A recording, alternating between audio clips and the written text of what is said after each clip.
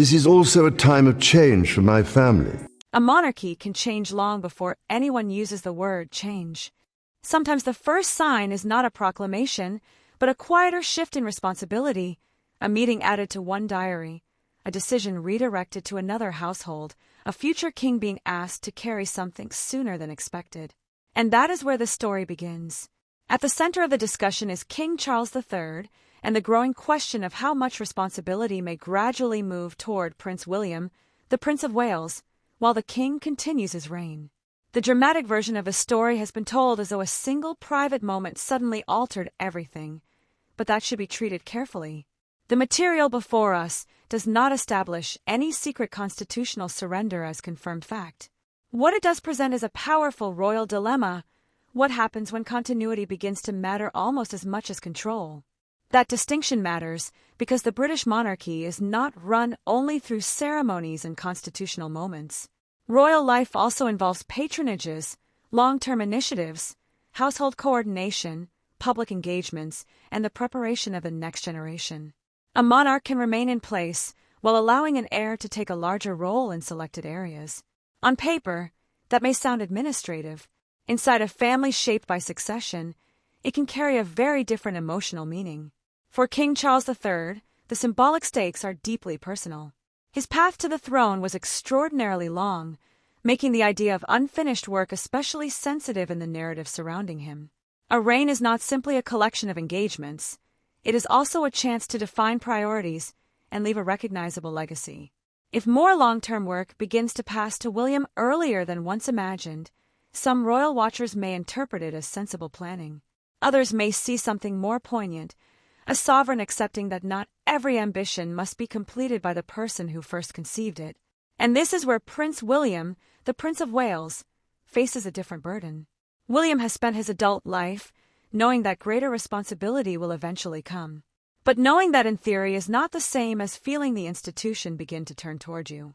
The future king must balance two instincts that do not always sit comfortably together: loyalty to his father's reign and readiness for his own eventual role. If he steps forward too quickly, the public could read the moment as a sign that Charles is retreating. If he steps back, he risks appearing unprepared for duties the monarchy may increasingly need him to carry. Catherine, Princess of Wales, adds another layer because any expansion of William's workload affects the shape of their household and their public role as a couple. Catherine is part of the monarchy's next-generation image, and every increase in William's responsibilities raises questions about how the Wales family protects continuity at home while serving the institution in public. The real issue is often not who receives a task, but what that task demands from the family around them. Queen Camilla occupies a different position. As the king's wife and queen, she is closely associated with the present reign, not the future one. Any visible increase in William's prominence can therefore be interpreted through two competing lenses. One is practical, an experienced heir taking on more while supporting the sovereign. The other is symbolic, the next reign becoming more visible before the current one has fully defined its legacy. Those interpretations are not the same, and confusing them can make ordinary succession planning appear more dramatic than the evidence supports. Then there is Princess and the Princess Royal, whose place in any transition conversation would naturally attract attention because she represents continuity between generations, and is the king's sister and one of the monarchy's most experienced working royals. In the kind of scenario described by the reference material, a figure like the Princess Royal matters because she can provide institutional memory. And that raises a deeper question. When responsibility shifts inside a royal family, who ensures that experience is not lost in the process? This is why the story matters beyond one alleged meeting or one emotionally charged interpretation. The hidden dynamic is not really about whether Charles is giving something up. It is about how a monarchy built on continuity prepares for change without making change look like crisis. The public sees two stories at once: a king still defining his reign, and a Prince of Wales who must become more prepared with every passing year. But one detail in the reference narrative makes the situation more compelling: the suggestion that some planning may have begun before the central family discussion itself. If that element is treated as part of the storyline rather than established fact, it opens the most important questions so far. Was the apparent shift simply sensible long-term preparation, Or had Charles already begun reconsidering how much of his vision needed to remain personally in his hands?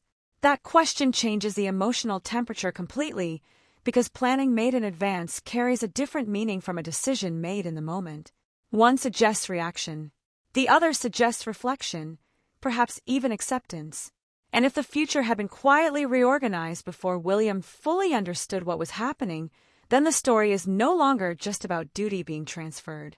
It becomes a story about timing, trust, and what a father believes his son must be ready to inherit before either of them is prepared to say so openly. And that is where the next layer begins, because the most revealing part is not that William may be asked to do more. It is why the possibility appears to have been considered earlier, what that says about Charles's priorities, and whether the first signs of a generational shift were already visible long before anyone thought to call it one. If those early signs really did point to planning already underway, then the next question becomes more difficult. What exactly was being prepared for?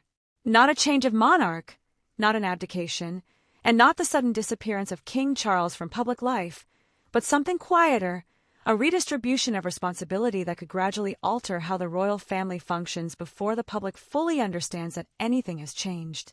That distinction matters because royal power is rarely experienced by the public as a single dramatic event. More often, it appears through patterns. One royal begins representing the crown more frequently. Another takes greater responsibility for long-term projects. Important appearances are divided differently. Staff begin coordinating around a new center of activity. None of those developments alone proves that a major transition is taking place, but together they can create the impression that the institution is testing how the future might work. For William, that possibility creates a strategic problem. The Prince of Wales cannot simply behave as though his reign has already begun, because his constitutional role remains entirely different from his father's. Yet he also cannot prepare for kingship by remaining permanently at the edge of decision-making. Every monarchy must eventually solve that contradiction. The heir needs experience, authority, and public confidence, but the sovereign must never appear to have been quietly replaced before the crown itself changes hands. So where's the line? Some royal commentators have long argued that modern succession requires more visible preparation than previous generations experienced, particularly because public scrutiny is now constant and expectations around leadership develop years before an heir becomes monarch. Under that interpretation, allowing William to take greater ownership of selected responsibilities would not weaken Charles at all. It could strengthen the institution by ensuring that continuity is experienced gradually rather than suddenly. But there is another interpretation, and this is where the emotional stakes become far more complicated. If William becomes increasingly associated with future-facing projects, modernization, younger families, and the monarchy's next chapter, then the public may begin attaching hope for the institution's long-term direction to him, even while Charles remains on the throne. That would create an unusual balance. The king representing the authority of the present reign, while his son increasingly represents expectations about what comes next. Was that inevitable, or was it being encouraged? Buckingham Palace has not publicly confirmed the kind of private handover described in dramatic online accounts, and there is no reason to treat speculation about secret decisions as established fact. But the broader tension is entirely understandable. A monarchy depends upon continuity, yet continuity inevitably creates comparison. The more prepared the heir becomes, the more the public begins asking how his approach might differ from that of the sovereign. For Queen Camilla, that question carries particular significance because her position is tied to Charles's reign. Her public role, her influence within the royal household, and her place in the monarchy's present image all exist within the framework of the king's leadership. A stronger William does not automatically mean a weaker Camilla, but symbolically the rise of a next generation can change where attention begins to settle. And attention matters in royal life. The monarchy operates through symbolism almost as much as formal authority. Who stands beside whom? Who represents the crown at important events? Which household is associated with major causes? And whose words dominate the next day's headlines can influence public perception without changing a single constitutional rule. That is why even a practical adjustment in workload can take on a larger meaning once people begin interpreting it as evidence of succession. Catherine's position becomes important for a different reason. As William assumes greater responsibility, she becomes more central to the public image of the future monarchy, whether she actively seeks that symbolism or not. That creates opportunity, but also pressure. The more visible the Wales household becomes, the harder it becomes to separate ordinary royal work from speculation about the next reign. For a family already conscious of public comparison, that is a delicate territory. Princess and represents yet another dimension, experience without succession. She is not preparing for the throne, which gives her a uniquely stable place inside any generational adjustment. Figures like and can provide continuity, while father and son occupy increasingly different positions in the public imagination. She represents something the monarchy desperately needs during periods of change, authority without competition. And that may explain why experienced senior royals matter more, not less, when responsibility begins shifting toward an heir. Because this is not simply about Charles and William. A change in one relationship can affect the entire working structure around them. If the Prince of Wales carries more, others may need to support different engagements. If the king concentrates more heavily on certain constitutional or ceremonial responsibilities, household priorities could be reorganized around him. If Catherine becomes more central to particular areas of royal work, public expectations surrounding her role may rise as well. What begins as one adjustment can eventually become an institutional pattern. Yet the most sensitive issue may be legacy. Charles waited decades to become king. His reign, therefore, carries the unusual weight of ambitions formed over a lifetime before the crown was finally his. Environmental advocacy, community work, architecture, interfaith dialogue, and the modernization of royal operations have all been associated with his public identity over many years. A shortened timetable for personally completing certain ambitions, if such a timetable exists, would raise a difficult question no monarch can entirely avoid: which parts of a royal vision belong to the individual, and which must eventually belong to the institution. That is where William's role becomes more than practical. If the future king continues work his father began, Charles's legacy could extend well beyond his own direct leadership. But if William changes those projects to reflect a different generation, the monarchy may eventually face a quieter conflict between preservation and renewal. Should an heir protect what came before, or should he reshape it? For viewers who have watched the royal family across several generations, that question may sound familiar. Every succession carries continuity and change together. Yet this moment feels different because the discussion appears to be beginning while both generations are still actively shaping the monarchy at the same time. And once that happens, responsibility is no longer the only thing being transferred. Expectation begins moving as well. The public starts looking more closely at William's choices, Catherine's position, Camilla's influence, and Charles's priorities. Small decisions begin attracting larger interpretations. And eventually, one question becomes impossible to avoid. If the monarchy is quietly preparing for the future, which parts of the present are being protected, and which parts may be left behind? Because behind the visible discussion about responsibility, another issue is beginning to emerge, and it may prove far more sensitive than workload alone. Who gets to define the legacy that survives the transition? If legacy is the real issue, then the question becomes more complicated than which royal carries which responsibility. The deeper question is who decides what must be preserved, what can be changed, and what the monarchy is prepared to leave behind as one generation gradually makes room for another. That is where succession stops being theoretical and begins to shape relationships inside the institution itself. For centuries, the British monarchy has survived by doing two seemingly opposite things at once: protecting tradition while adapting just enough to remain relevant. Every sovereign inherits structures created by previous reigns, but no monarch preserves them exactly as they were received. Priorities change, public expectations evolve, and the personalities at the center of the institution inevitably influence how royal duty is performed. What makes the present situation especially interesting is that some of those choices may now be taking shape before the next reign has even begun. William is not simply inheriting responsibilities. He is developing his own philosophy of monarchy, one that observers often describe as more concentrated, more selective, and increasingly focused on measurable impact. That does not necessarily place him in conflict with his father, but it creates the possibility of different instincts operating within the same institution. Charles spent decades building relationships with causes and organizations that reflected his personal interests. His son may eventually choose to protect some of that work while approaching other responsibilities very differently. That is where continuity can become negotiation. If reports of accelerated planning are accurate, palace officials would face a delicate strategic task. They would need to strengthen William's readiness without creating the appearance of a parallel court competing with the king. They would also need to ensure that Charles's own priorities remain recognizably attached to his reign rather than being swallowed by constant discussion of what William might do differently in the future. That balance is harder than it appears because the modern royal family operates under immediate public scrutiny. A change in patronage, a difference in schedules, or even the choice of which royal attends a major occasion can produce theories about internal power almost instantly. Sometimes those theories may reflect genuine institutional change. At other times, they may simply be interpretations built around ordinary adjustments. But once people begin looking for evidence of transition, almost every movement can acquire symbolic weight. Camilla's position demonstrates this tension particularly clearly. She has spent years building a public role alongside Charles, developing her own charitable interests while supporting the monarch's work. Yet her future position will inevitably change when the crown eventually passes to the next generation.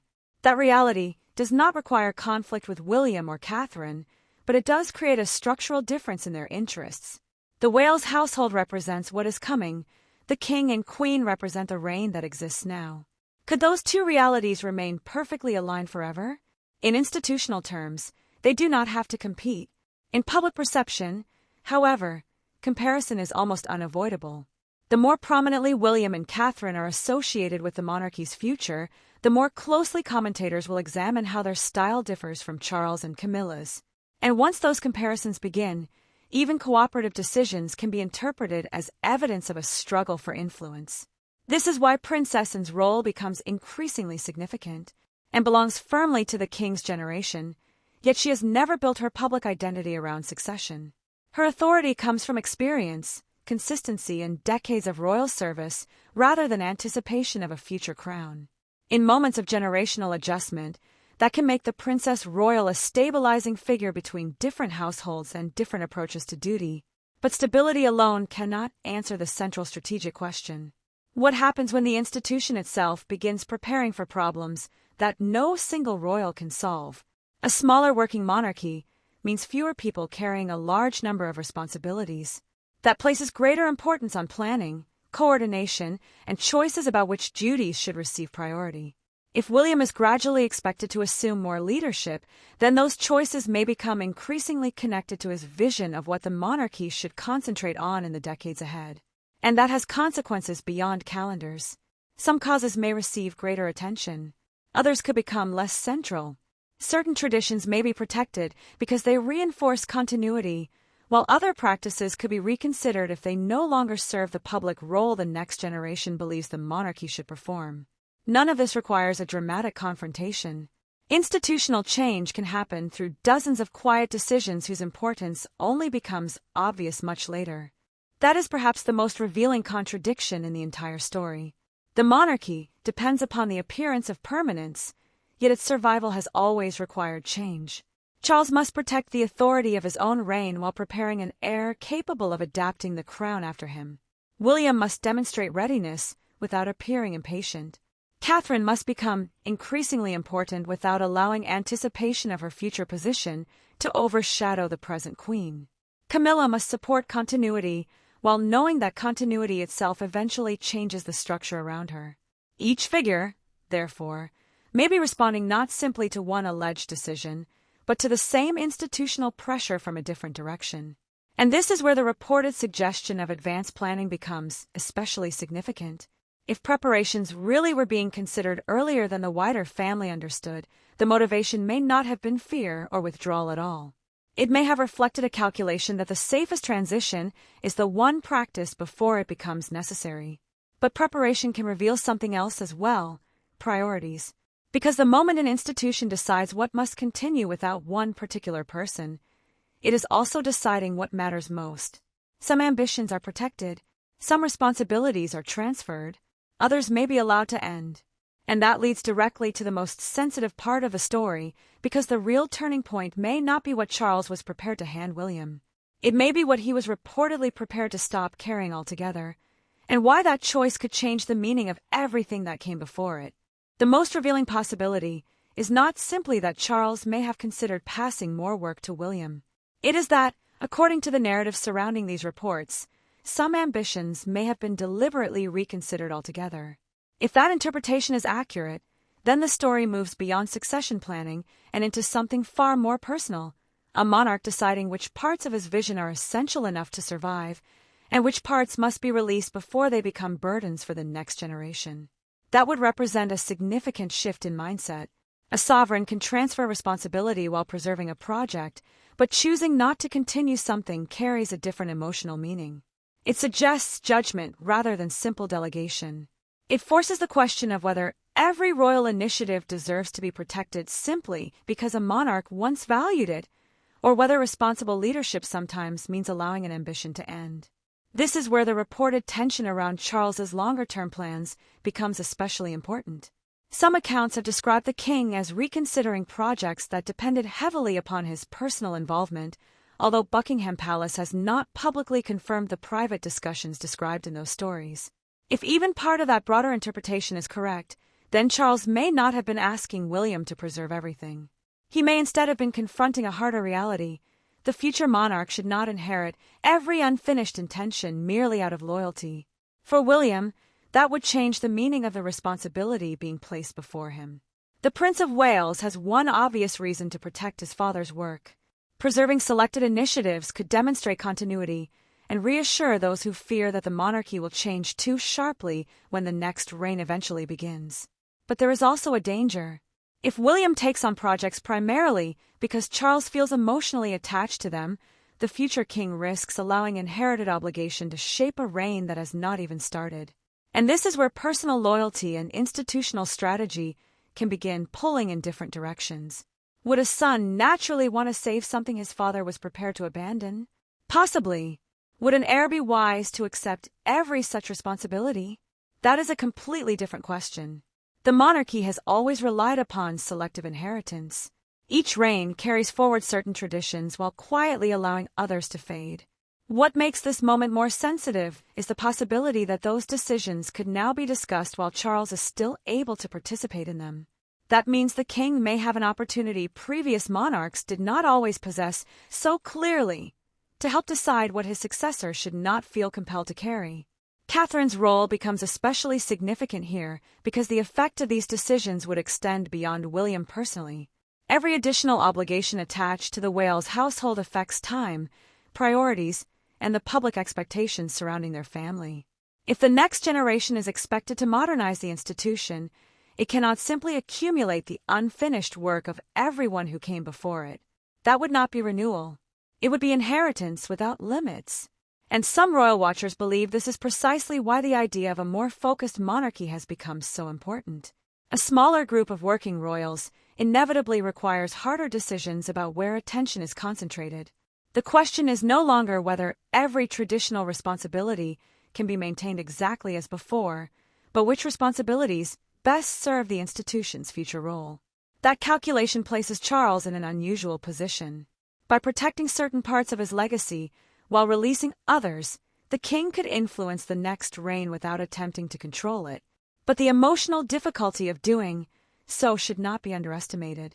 Royal projects are often tied to years of personal advocacy, relationships, and identity. Letting one go could easily be interpreted from the outside as retreat, when it might actually represent the opposite, an effort to prevent personal ambition from becoming institutional obligation. Then comes the public dimension. Once even a hint of this kind of transition enters royal commentary, every visible change begins to attract attention. If William becomes more associated with major initiatives, headlines may describe it as a transfer of influence. If Charles withdraws from a particular project, some observers may read weakness into the decision. If Catherine appears beside her husband more prominently during future-facing engagements, discussion may immediately turn toward the shape of the next reign. The difficulty for the palace is that perception can move faster than explanation. A carefully managed redistribution of work can look like a power shift before the public understands its purpose. A practical decision can be turned into a family conflict. And an act intended to protect continuity can be interpreted as evidence that the current reign is being shortened in spirit, even when no such constitutional change has taken place. That risk may be one reason why experienced figures such as Anne become so valuable. Her presence represents institutional memory and continuity without the same succession symbolism attached to William. In a period of adjustment, figures like the Princess Royal can help preserve stability while the heir takes on new responsibilities and the monarch determines which priorities remain central to his own reign. But there is still a more difficult consequence. If William begins selecting which parts of Charles's vision should continue, then he is no longer merely receiving work. He is exercising judgment over legacy itself. And that creates a subtle but important shift in power, not constitutional power, but influence over what the monarchy chooses to carry into the future. That may be the strongest turning point in the entire discussion. Because the moment an heir is asked not only to continue a project, but to decide whether it deserves to survive, preparation begins to look much more like leadership. And leadership inevitably changes relationships, even when everyone involved is acting in the name of continuity. So the final question is no longer whether Charles is preparing William for greater responsibility. The more important question is what kind of monarchy William is being prepared to inherit, how much of Charles's vision he will choose to preserve, and whether the decisions being made now could quietly define the character of the next reign before it has even begun.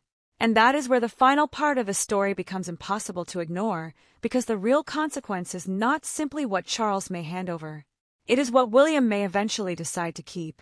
What William ultimately chooses to preserve may tell us more about the future monarchy than any formal announcement ever could, because inheritance inside the royal family is not only about titles, residences, ceremonies, or constitutional position.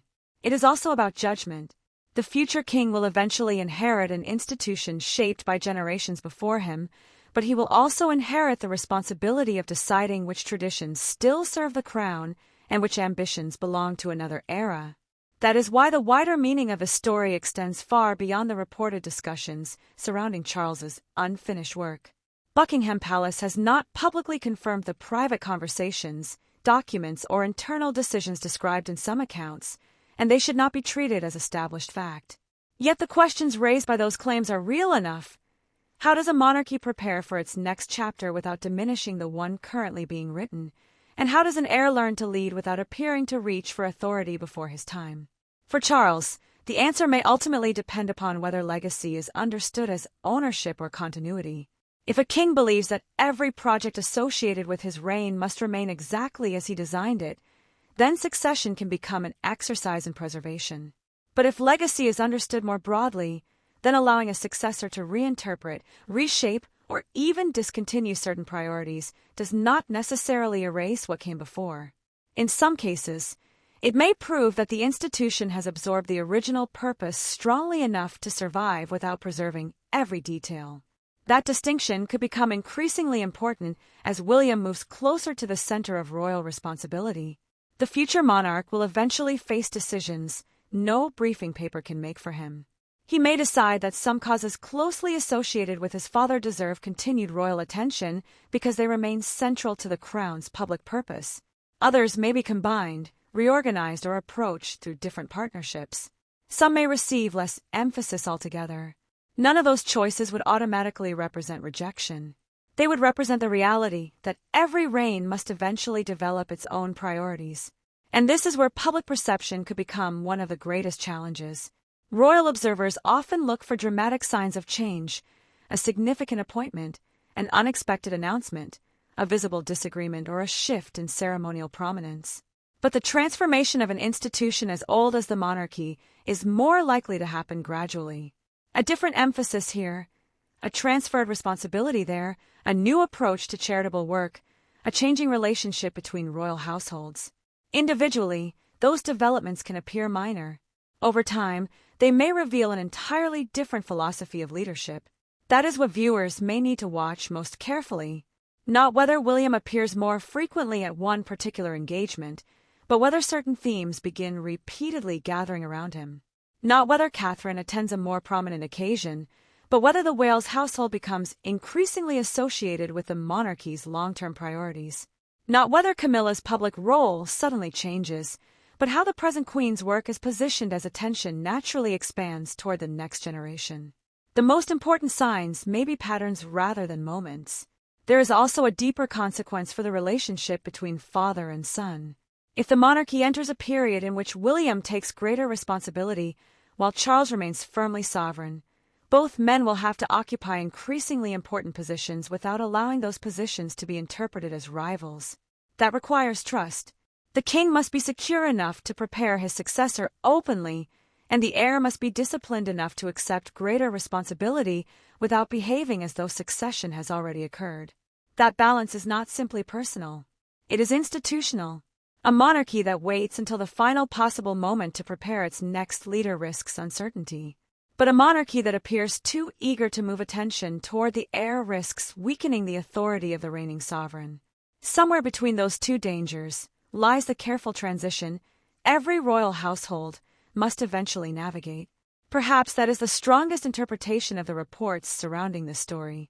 If there really has been advanced thinking about what William should carry forward, the most significant point may not be that Charles is surrendering anything. It may be that the king understands preparation itself as part of kingship. There is a quiet strength in that idea. For most of his public life, Charles was the man waiting. He waited through decades as Prince of Wales, developed causes before he held the crown, and entered his reign with a lifetime of opinions about how monarchy could serve society. William occupies the opposite side of that same generational story. His challenge is not waiting to begin something. It is learning how to prepare without allowing preparation to become impatience. And between them stands an institution that cannot afford to belong entirely to either man. The crown has always been larger than the individual wearing it. That principle may sound ceremonial, but in moments of transition it becomes intensely practical. A monarch begins work knowing that some of it will outlive him. An heir prepares knowing that he will inherit responsibilities he did not create.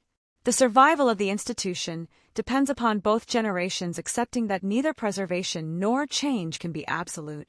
This is why the real measure of the coming years may not be how much responsibility William receives, but how that responsibility is shared. If Charles continues shaping priorities while giving his son room to develop judgment, the result could be a more gradual transition than the monarchy has sometimes experienced in the past. If William learns which parts of his father's legacy deserve protection and which require adaptation, he may enter his eventual reign with something more valuable than experience, a clear understanding that continuity does not mean imitation. And Catherine, Camilla, and will all remain part of that evolving picture, because royal succession never affects only the sovereign and the heir. It changes public expectations around spouses, advisors, households, and the wider working family. The future monarchy will therefore be shaped not by one dramatic decision, but by how successfully all of those relationships adjust to a changing center of gravity. That may be what makes the story so compelling. On the surface, it appears to concern unfinished work and the possibility of responsibility moving from one generation to another. Beneath that, however, lies a much older royal question. When does protecting a legacy mean preserving it? And when does it mean trusting someone else to change it? So what do you think? If these reported developments reflect a genuine shift in royal thinking, are we simply watching sensible preparation between a king and his heir, or are we seeing the earliest signs of a new model of monarchy taking shape before the next reign has even begun? Share your thoughts in the comments below, because this is exactly the kind of royal question where different generations of viewers may see the same moment very differently. And if you have stayed with us through this full documentary journey, thank you for being part of the Prime Expedition. Subscribe and turn on notifications if you enjoy thoughtful, long-form royal stories that look beyond the headline and examine what the details may really mean. Because in the monarchy, the future rarely arrives with one dramatic announcement.